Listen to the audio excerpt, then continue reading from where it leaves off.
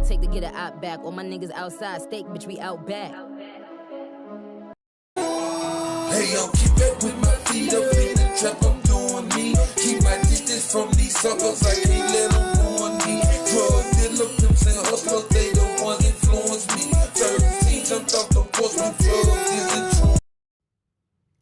Warning, the following image and or content may be disturbing, offensive to some viewers. Viewer discretion is strongly advised. Hello, everybody. Welcome. I'm an official urban therapist. So I appreciate y'all tuning in to the breaking news. Now, I don't know if y'all remember, but about a month, I think about a month or so ago, I had covered this story for y'all, talking about the OnlyFans model on Courtney, Clenney. If you're not familiar with the storyline, basically she ended up murdering her boyfriend.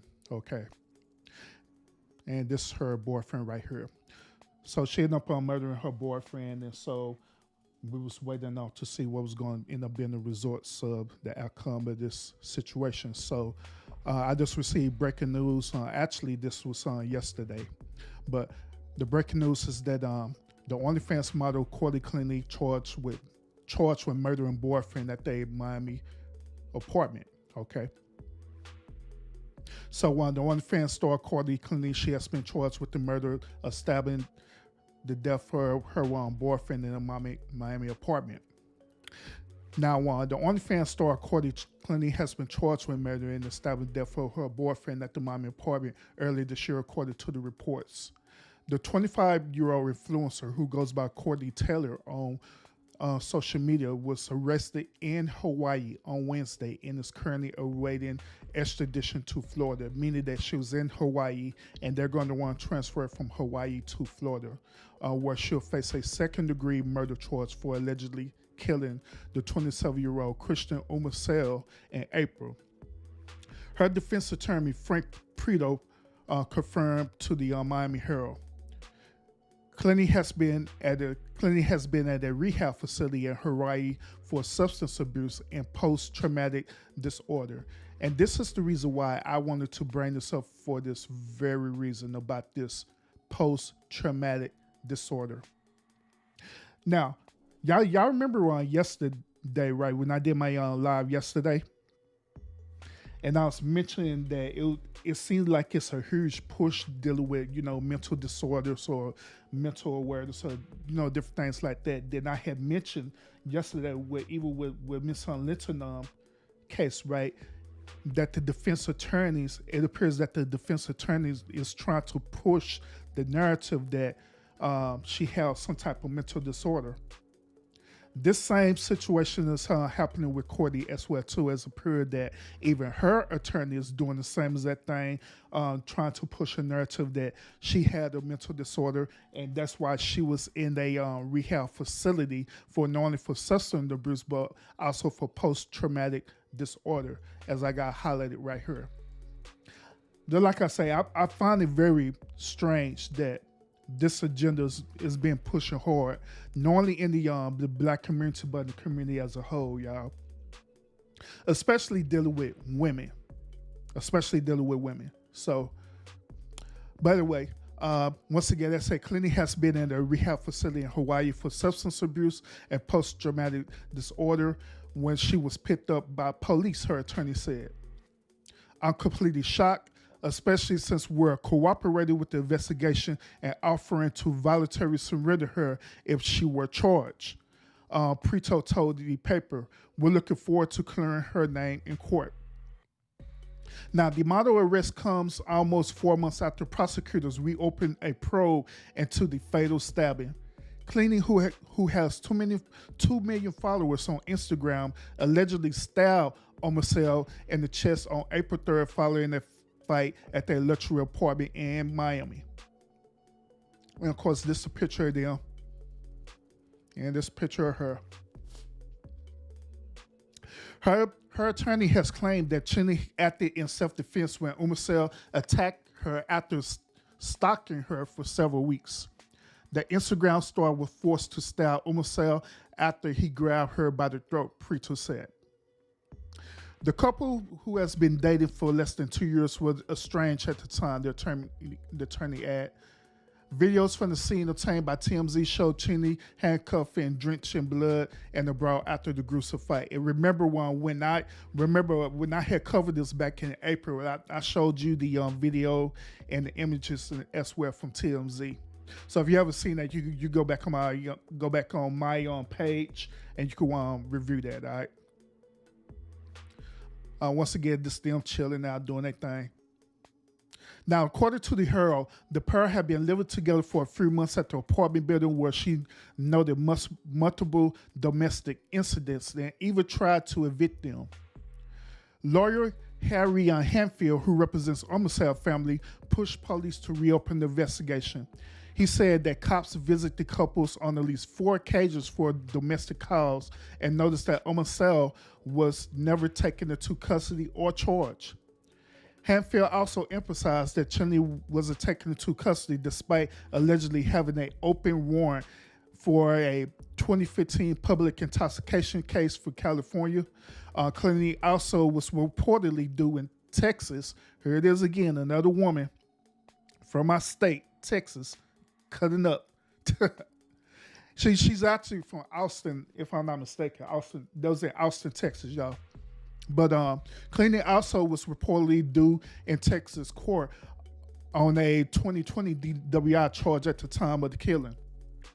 The model claimed to be suicidal after the killing on homicide and spent time in a mental institution, official says. So they said that earlier that her attorney said that she was in an institution for substance abuse, but the end of this article said that she's actually in a mental institution. So is she serving both in that institution together? I don't know. But I'm thinking that she does straight up in this mental institution, period, y'all. That's what I'm thinking. And I find it interesting that they said that the one model was claimed to be suicidal after this, which further raises my suspicion about this whole situation, about this whole push for mental awareness. Let me throw out the one hypothetical situation to y'all, all right? Could it be possible that her attorney had informed her that the only way that she could get out of this situation is for her to plead a reason of insanity, right? And could it also be possible that her attorney, right, could have told her to display suicidal tendencies and display certain type of mental disorders and mental trauma just so it could further the narrative that she needs mental help? Could it be possible, y'all? Because that's like I mentioned last night when Miss Litz's case, right? The same defense attorneys were saying the same exact thing with her. They was trying to get her, they was not only trying to get her sentence reduced, they was trying to get her bail reduced to a form where she could get out and she could be bailed out immediately. Of course, the judge denied it and gave her no bail and restrict her from leaving the state of California, y'all. So could it be possible that this same attorney is doing the same exact thing, y'all, with her? Which, once again, this raises my suspicion about this whole push, this whole narrative about mental awareness, mental issues, and different things like that. I want y'all to consider this as well, too. What if y'all was in a domestic situation with your but with your significant other, right? And you know the only way you could get out this situation is for you to correct this heinous act, right? And you know, after you correct this heinous act, right, you hire yourself an attorney, and the attorney will tell you like, hey, we can get you out of this. How you got to do this? Plead that you're insane. And they go by and do that, right? But here's the thing about this that y'all also need to consider as well too. Once when you plead out of reason and insanity, right? They have to understand that will be on a record for the rest of their life. It's going to affect them having future job opportunities because it's going to be a meet on their record. It's going to affect them in many other different ways as well too. This is no different from a person who's a convicted felon, right? And they end up getting out of jail, but they still have that convicted felon on their record. And so it's very hard for them to obtain employment. It's hard for them to live in certain apartments because certain apartment complex will not lease to them. It'll even be hard for them to get a house as well too, because certain mortgage lenders would not lease to felons. But just imagine that and just consider that. Just consider that, y'all.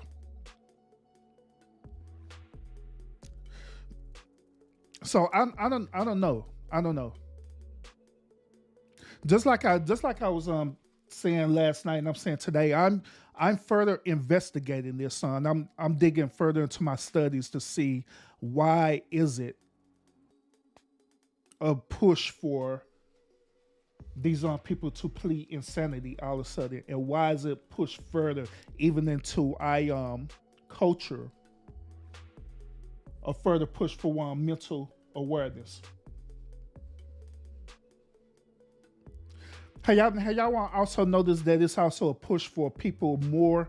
It's being pushed, in the social media outlets and stuff, right? That it's a push for people to get a therapist now more than ever, or to get a psychotherapist. Now, some of y'all, even including myself now, some of y'all want to listen to this, right? And you'll be thinking like, well, it's really nothing wrong with getting a therapist, you know what I'm saying? Because a therapist is good for us, right? Right? But here's another hypothetical situation, y'all. What if the whole agenda for pushing to get a therapist or a psychotherapist, right? What if this modern day therapists that they're coming out, right? They're coming out of school, they're obtaining their degrees, they're obtaining their licenses and stuff, right? What if, hypothetically speaking, that these same type of therapists have been brainwashed, have been trained to teach the public a certain narrative that only the government want them to know and the government want them to understand? Is this possible? I believe it is. I believe that is very possible. That's why if you look at it right, that's why you could look at the behavior of some of these therapists that are out there and stuff, right? Or psychologists and stuff out there, right? And you could tell by their behavior that they be more brainwashed than to have empathy or sympathy for people. They're trying to have a unbiased opinion about whatever the situation is, and also they're trained to not display any type of emotions as well too, almost as though they are living, walking robots. And so just imagine that, y'all. Just imagine that. You go see that therapist, or you go see that psychologist, right? And that psychologist plant or manipulate into your head a certain narrative. And you make that certain narrative your absolute reality. Now y'all wonder why, man, a fish urban therapist, man, why you saying all that? Why you telling us this? The reason why I'm telling y'all this is because in reality, that's due to my findings so far. In reality, there are people who are out here who are pushing that agenda. There are therapists and psychotherapists that are actually pushing that narrative and that agenda. I kid y'all not. And also, this pertaining to this case too, right? Do y'all know that in order for them to diagnose a person to be unfit for court, do you know that that person have to go see a court mandated psychologist? And that psychologist who works for the state, by the way, that psychologist have to evaluate that person. And that psychologist gives the overall decision whether if that person is fit to be, fit to be in court or not. And I want y'all to think about that. Now, what if the attorneys and different things like that were to pay that psychologist and tell that psychologist to, hey, go ahead and just submit this report of your findings saying that this person is insane and they're unfit and they need to be in a mental institution, even though that person does not resemble any type of mental disorders whatsoever. Just imagine that, y'all. And so therefore, we have this narrative, just like with Miss Clenney, this model right here, right now. She's in a mental institution right now, as they're reporting, in Hawaii. Of all places, in Hawaii. She's in a mental institution, getting ready to be transferred back to Florida.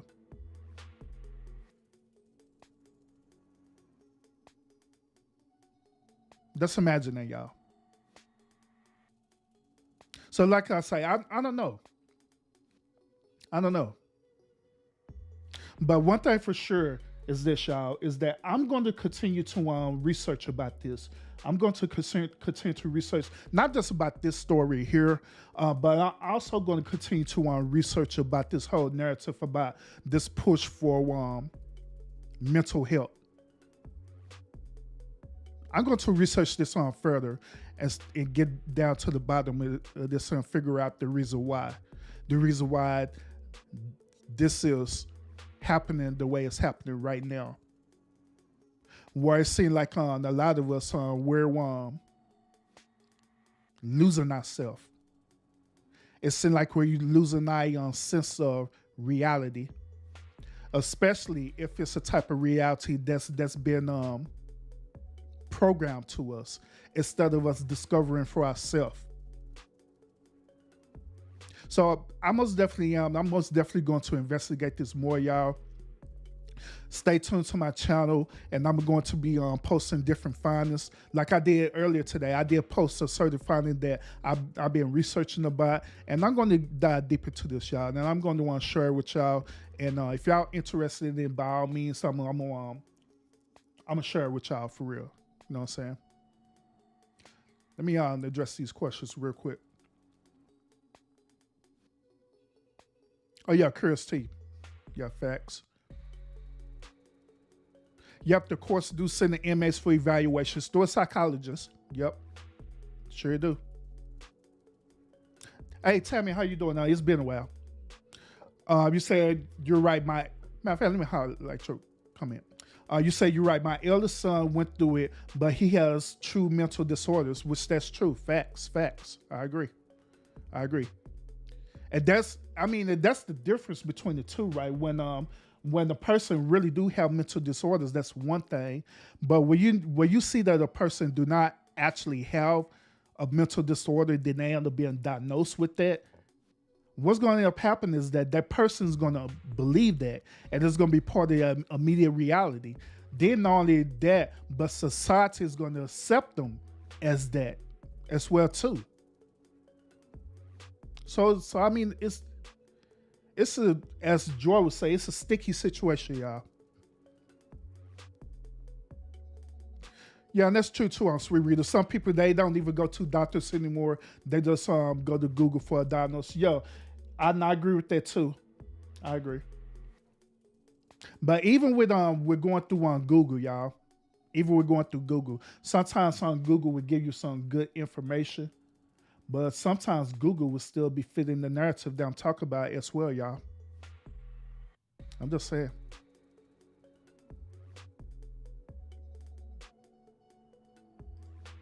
Yeah, I actually have seen Chris T. I actually seen a case where it's a real case of one mental illness. I have, absolutely. But at the same time, like I say, there are some cases where it really not mental illness. It's a, I hate to say, y'all, it's more of an agenda.